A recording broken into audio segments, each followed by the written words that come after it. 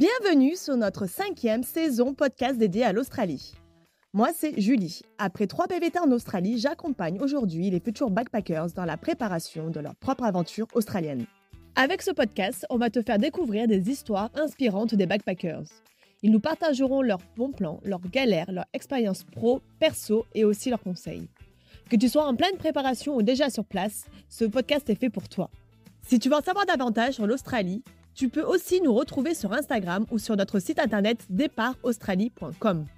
Et si cet épisode t'a plu et que tu souhaites nous soutenir, n'hésite surtout pas à le partager en nous taguant et à mettre 5 étoiles sur les plateformes d'écoute. Merci à toi et surtout, bonne écoute.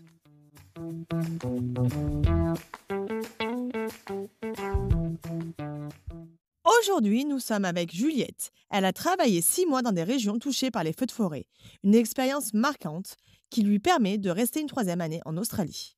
Salut Juliette. Salut. Comment vas-tu? Super bien. Et toi, ça va? Oui, ça va, merci. Pour commencer cette interview, est-ce que tu pourrais te présenter un petit peu, s'il te plaît? Oui, avec plaisir. Alors, je m'appelle Juliette Macadam, j'ai 25 ans, je viens de France. J'ai fait toutes mes études à Lille et à la fin de mon master, j'ai décidé de partir en Australie pour voyager, chose que je n'avais jamais vraiment fait avant. Donc, je suis arrivée à Melbourne parce que j'ai un oncle qui y habite depuis toujours. Et du coup, je n'avais jamais rencontré. Et pour moi, c'était l'occasion aussi de renouer des liens avec ma famille que je ne connaissais pas. Donc, je suis arrivée à Melbourne. Et de là, j'ai enchaîné mes 2 premières années de PVT. Et là, je vais bientôt commencer ma 3e année. Du coup, tu as passé un peu l'hiver dans le Victoria ou la Tasmanie. Est-ce que c'est pas trop dur? Alors, si, c'est vrai que c'est pas du tout le rêve australien. C'est vrai qu'il fait vraiment froid dans le Victoria et en Tasmanie. Donc, il faut vraiment être couvert parce qu'en plus, ça commence assez tôt. Ça commence à partir du mois de février et ça peut aller jusqu'au mois d'octobre. Donc, ça peut être vraiment long l'hiver là-bas. Ouais. C'est un peu un hiver français où il faut vraiment mettre la grosse doudoune, les bottes. Ouais, c'est carrément ça. Il y a même certains endroits dans le Victoria où il y a de la neige, en particulier dans le nord-est du Victoria. Donc, ouais, il faut s'y préparer, quoi. Il faut sortir les moufles, la cagoule, la doudoune. Faut être prêt, ouais. De façon générale, est-ce que tu recommandes une arrivée à Melbourne, enfin du moins dans le Victoria ou la Tasmanie, pour commencer son PVT? Ouais, je recommande à 100% d'arriver à Melbourne parce que je trouve que c'est une ville qui est pas très différente de ce qu'on connaît en Europe. Donc, c'est pas très, très dépaysant, à part toute la street food et tout l'univers asiatique qui est très présent. On arrive quand même à s'y retrouver. Il y a plein d'auberges de jeunesse super sympas où on peut rencontrer plein de monde. Il y a énormément de Français et c'est aussi un des points de départ pas mal pour se trouver une voiture avant de commencer un road trip. Donc, franchement, je recommande Melbourne à 100%. Toi, tu es sur ta 2e année et tu as donc dû faire 6 mois pour pouvoir valider tes jours et faire une demande de 3e année. Donc, tu as fait différents travails. Donc, tu as travaillé déjà en Tasmanie. C'est ça. J'ai commencé à faire 3 mois sur mes 6 mois en Tasmanie. Le taf que j'ai trouvé, c'était dans une ferme de patates. Donc, la saison des patates, c'est à peu près de février à avril. Donc, j'ai fait les 3 mois et il faisait très, très froid. Et c'est un travail très dur. J'étais payée $30 de l'heure et j'avais pas de frais d'accommodation, d'eau ou de quoi que ce soit. Donc, j'ai pu mettre de côté, mais c'est vrai que physiquement, c'est un travail assez dur. Tu faisais combien d'heures à peu près par jour? On commençait tous les matins à 7h et on finissait en fonction du champ qu'on était en train de faire, mais on pouvait faire jusqu'à 10 heures par jour, ouais. Tu faisais combien par semaine à peu près? Ça fait à peu près $2000, je vais dire, sur des heures qu'on faisait. Ouais, tu faisais beaucoup d'heures et en plus, tu ne payais ni le logement et ni la nourriture alors. C'est ça. Et du coup, ça fait comment pour trouver ce travail? Alors, j'ai utilisé Wikifarm, pas mal. Et en fait, je pense que le plus simple, c'est aussi Google Maps parce que toutes les entreprises sont référencées. Je veux dire, toutes les entreprises ont forcément une page Google et la page Google est forcément référencée sur Google Maps. Donc, il y a énormément de fermes qui sont sur Google Maps et qui ne sont pas forcément sur Wikifarm. Et c'est comme ça que j'ai trouvé la ferme de patates, en appelant, laissant un message vocal. Et j'ai été rappelée et on a été prise direct. Donc, ouais, tu as trouvé assez rapidement et assez facilement. J'ai trouvé, je crois qu'on a cherché pendant 4 jours et le 4e, on a trouvé, ouais. Pour finir ces jours, tu as donc travaillé dans un domaine qui valide aussi les jours. C'est en anglais, ça s'appelle le Bushfire Recovery Work, ce qui en français, travaux de récupération après les feux. Donc, est-ce que tu peux nous expliquer comment tu as trouvé ce travail et quelles étaient tes missions? Alors, j'ai trouvé ce travail via une entreprise de construction. Et l'entreprise de construction était en charge de nettoyer du coup les propriétés qui ont été brûlées pendant les feux de forêt. Donc tu vois les restes des maisons sur la propriété et les arbres brûlés. Bah, cette entreprise, elle était en charge de retirer les arbres, retirer tous les débris et rendre un terrain clean pour que les propriétaires du coup ils puissent ou reconstruire ou du coup vendre leur terrain et pouvoir passer à autre chose. Donc, j'ai passé 3 mois dans le parc national Les Grands Pians. C'est dans le nord-ouest du Victoria, un peu avant la limite pour le New South Wales. Et j'ai travaillé à Halls Gap et Pomonal, ces deux villages qui ont été très fortement touchés par les feux de forêt de février 2024. Donc, ouais, tout était cramé, quoi. Ah oui, c'est ça. Je pourrais t'envoyer des photos si tu veux. Tout était cramé de A à Z, les arbres étaient tout noirs, plus aucune feuille, les maisons sont... Bon, en fait, on dirait même pas qu'il y avait une maison, on dirait juste une décharge.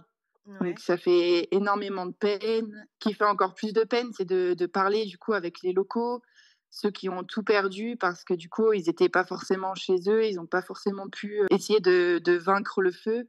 Et quand ils sont revenus chez eux, il n'y avait plus rien, quoi. Et tu perds tous les biens matériels que tu possèdes, quoi. Donc, c'était très fort aussi de vivre cette expérience-là avec les gens et de les aider, en fait, à passer à autre chose. Et tu sais qu'est-ce qui a déclenché ce feu? Celui-là, c'était un coup de foudre. Il y a eu de la foudre dans le parc et le parc national, c'est une forêt, en fait. Donc, il y a un arbre qui a pris feu et avec le vent, tout le reste a suivi, quoi. Donc, le gouvernement a lancé des avions qui arrosent, tu sais. Ouais, je vois. Et, Oui. mais ça n'a pas suffi. Ces feux de forêt-là, en fait, ils sont tellement puissants que tu peux presque rien faire, en fait. Quand il y a du vent, c'est indomptable, quoi. En plus, c'était en février, donc il faisait encore plutôt chaud dans le Victoria. Ouais, c'est ça. Il fait très, très froid en hiver dans le Victoria, mais quand il fait chaud, il fait très sec et les températures peuvent monter très haut, même s'il fait 18 degrés, c'est ressenti 24 et c'est très sec. Donc ouais, ça fait une... Comment as-tu trouvé ce boulot? Du coup, j'ai fait un entretien au siège social de l'entreprise qui était situé à Melbourne. Et ensuite, une fois que j'ai eu le job, ils m'ont envoyé du coup sur place à Pomonal où j'avais du coup une accommodation. Et j'y suis restée du coup sur place pendant 3 mois à aller sur le terrain tous les jours, quoi. Et quelles étaient les questions que tu as eues pendant l'entretien? Alors, pour l'entretien, il fallait que je sois capable d'utiliser un ordinateur avec les logiciels de base, Word, Excel et Outlook. Donc, très facile. J'étais un peu beaucoup axée sur du coup le côté humain vu que je devais avoir affaire aux locaux qui ont perdu tous leurs biens matériels durant les feux. Donc, faut forcément être très bienveillant, très à l'écoute, beaucoup dans l'empathie, quoi. Donc ça, c'est quelque chose qu'ils m'ont demandé aussi. Et ensuite, du coup, j'ai dû aussi avoir des chaussures de construction, un équipement de construction et ma white card. Tu peux nous raconter un peu quelle est ta journée type dans ce domaine? Alors, une journée type, du coup, on commençait vers 7 heures. On avait toute une équipe, du coup.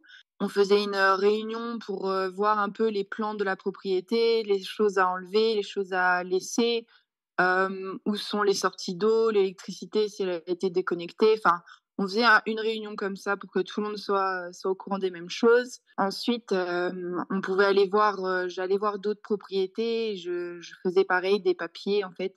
Je faisais pas mal d'administratifs aussi pour réunir toutes les informations sur la propriété, donc le titre de propriété, l'électricité, l'eau, quels arbres étaient à enlever, s'il y avait des endroits particuliers de la propriété où il fallait qu'on fasse plus attention que d'autres. Voilà, et ensuite, du coup, je faisais un peu d'administratif, j'allais sur l'ordinateur, je rentrais tout ça, j'en faisais un dossier. Tu travaillais toute seule ou tu travaillais en équipe quand tu allais démarcher les personnes? J'étais toujours en équipe, jamais toute seule, j'étais toujours avec le manager des travaux, donc qui lui est un professionnel à 100%. Moi, je suis juste backpacker. Tu dois avoir quand même un très bon niveau d'anglais pour pouvoir comprendre un peu et pouvoir poser les questions à toutes ces personnes. Oui, ça va. Ouais, j'ai un plutôt bon niveau d'anglais.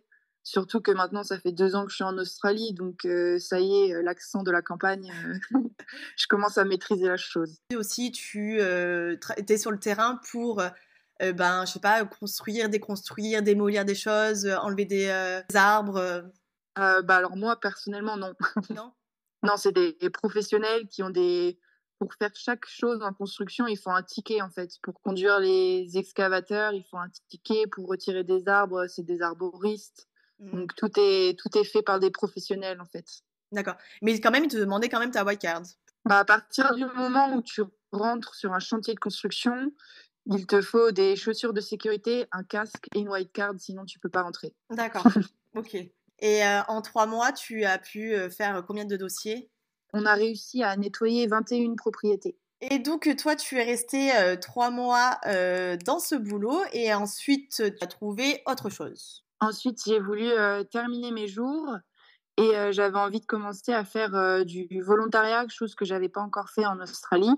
Et pour ça, je me suis servie de la plateforme Helpix. Donc, c'est un site internet avec des personnes qui se proposent pour héberger des voyageurs. Et en échange de travail sur leur propriété, ils, euh, ils offrent accommodation, nourriture, enfin, C'est toujours un boulot où il y a eu des feux de forêt. c'est ça. Alors en fait, pour faire du volontariat et que ça compte pour le visa, il faut que ça soit dans des endroits spécifiques d'Australie, comme pour le travail qui est rémunéré, en fait. Mmh. Donc là, moi, j'ai choisi le Gippsland. C'est dans le nord-est du Victoria, Ouais. juste avant la limite du New South Wales. Mmh.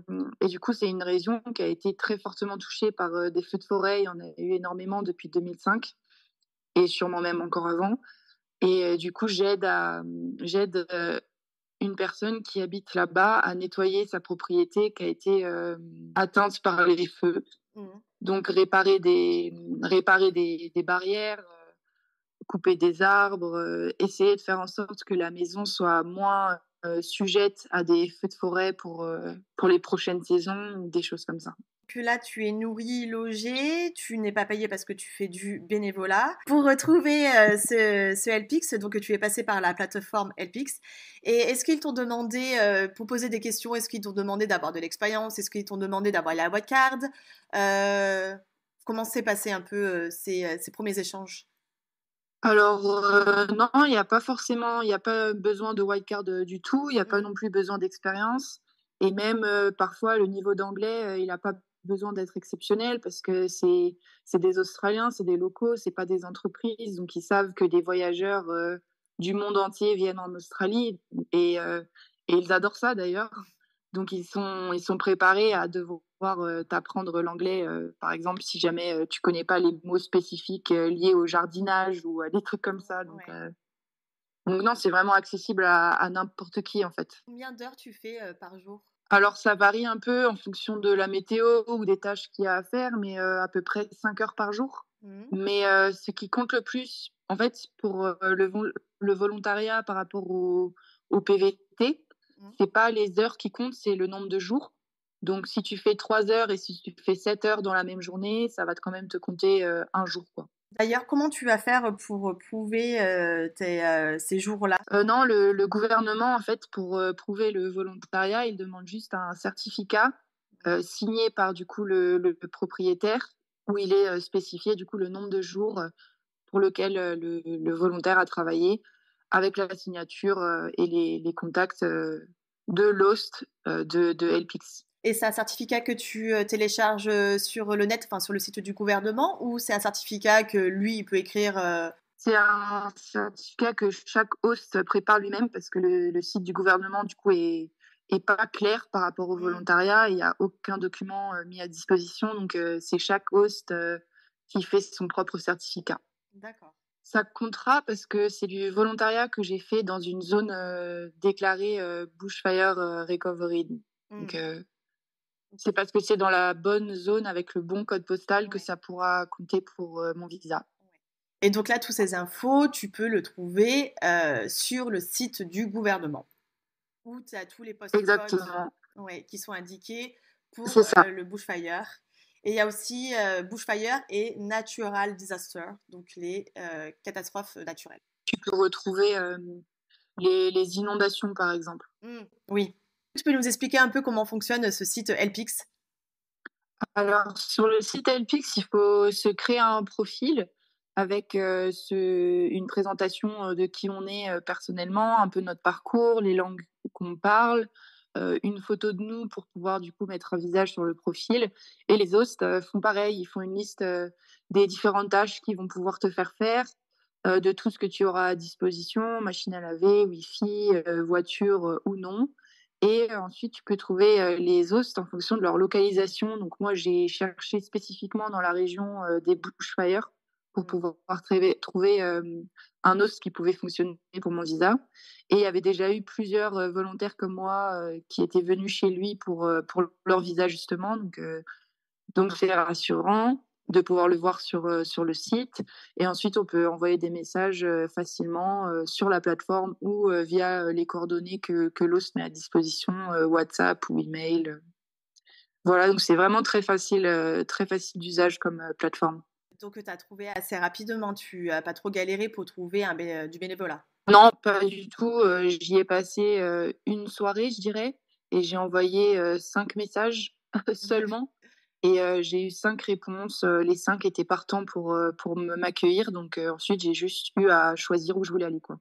Quand on galère un peu à trouver pour faire ses jours, ça peut être une bonne solution de travailler dans ces endroits où il y a eu des catastrophes naturelles ou des feux de forêt. Ah ouais, moi je pense que c'est carrément un plan, «sauveur» entre guillemets, surtout quand tu parles avec des backpackers qui sont en galère, il leur manque, 3 jours, 10 jours. Pour moi le volontariat, c'est le plan parfait parce que, tu restes en Australie, tu continues ton aventure australienne et tu fais tes jours tout en économisant de l'argent. Donc, pour moi, c'est la planque secours parfaite pour le visa. Ouais. Oui, en plus, oui, tu ne payes pas ni de logement, ni de nourriture. Ça permet quand même d'apprendre aussi la langue si tu galères un peu en anglais. Ouais, c'est ça, tu apprends la langue, tu vis avec des locaux, donc tu vis vraiment l'expérience australienne, tu manges du coup des plats australiens, Mm. tu vis l'expérience du bush à la campagne. Donc, ouais, c'est très, très enrichissant tu vois vraiment comment vivent les Australiens, aujourd'hui, quoi. Ouais. Et vraiment, tu as aussi intégré dans la vie familiale. Ouais, c'est ça, tu intégré dans la vie familiale, tu ta chambre, personnelle, en général, j'espère. Tu salle de bain aussi, donc tu manges, en même temps que tout le monde, quand il y a des activités, tu fais les activités, donc ouais, c'est vraiment une expérience, c'est pas être fille au père, c'est pas être, mais mais c'est pas très loin, quoi. Mm. Et les os, ils peuvent t'emmener visiter la région. Par exemple, moi, j'ai déjà fait des randonnées, visiter les villages d'à côté. Donc, c'est un autre moyen de visiter l'Australie sans payer non plus de transport, par exemple. Aussi peut-être découvrir des lieux que tu n'aurais pas pensé visiter, pas des zones hyper touristiques. Ouais, c'est ça. C'est des lieux que les locaux connaissent, qui te font découvrir. Donc, des endroits qui sont pas forcément touristiques, que j'aurais pas forcément mis sur ma liste des choses à faire en Australie. Et pourtant, c'est l'Australie et c'est génial, quoi. Bah, à contrepartie, quand même, il y a quand même quelques inconvénients. Est-ce que tu peux nous en citer quelques-uns? Alors, un des inconvénients, c'est que, ben, on n'est pas payé, donc c'est sûr que c'est un moment où tu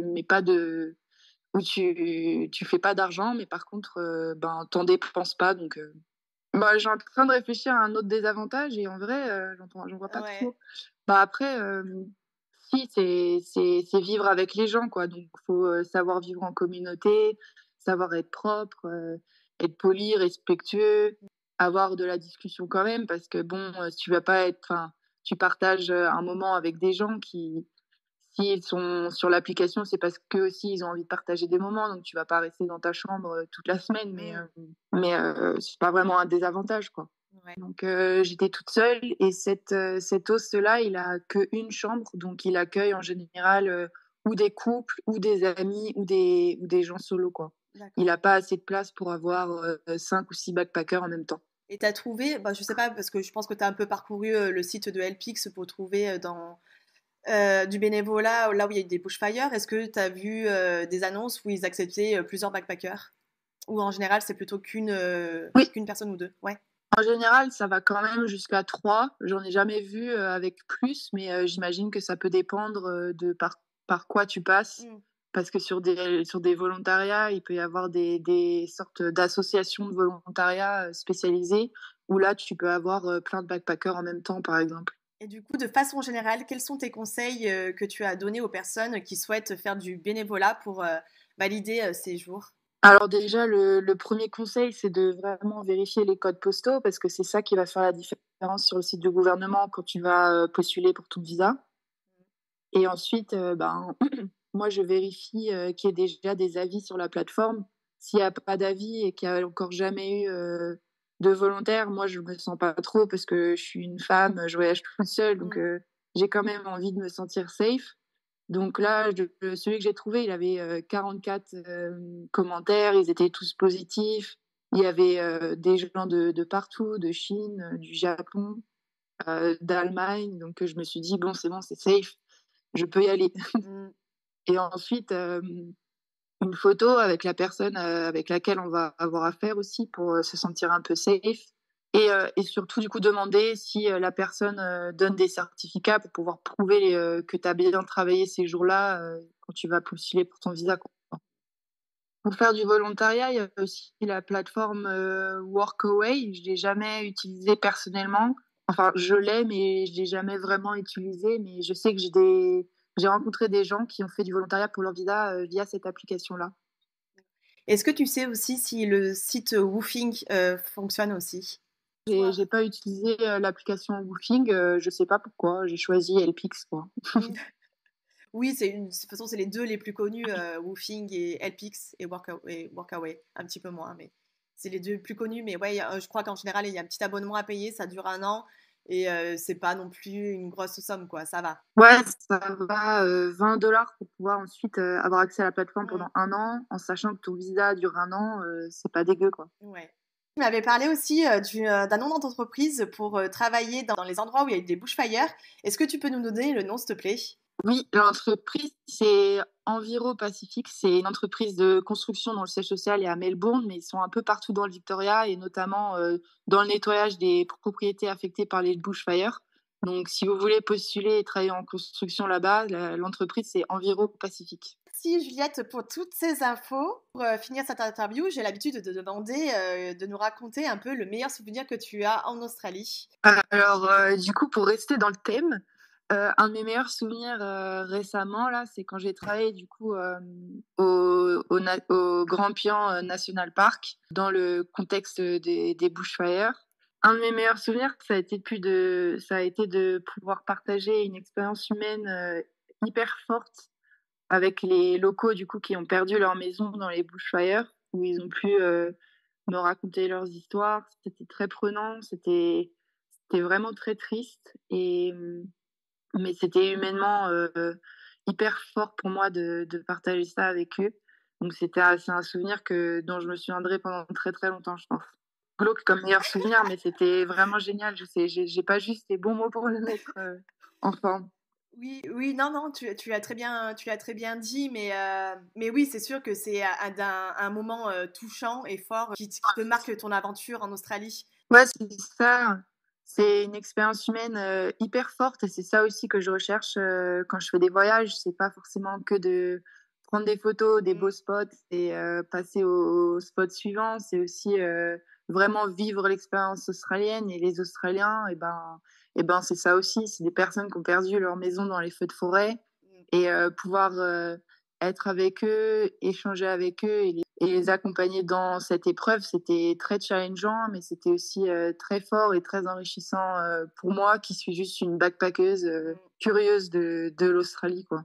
Eh ben, merci pour ce partage, Juliette. Est-ce que tu accepterais de donner ton Instagram pour les personnes qui auraient encore des questions à te poser?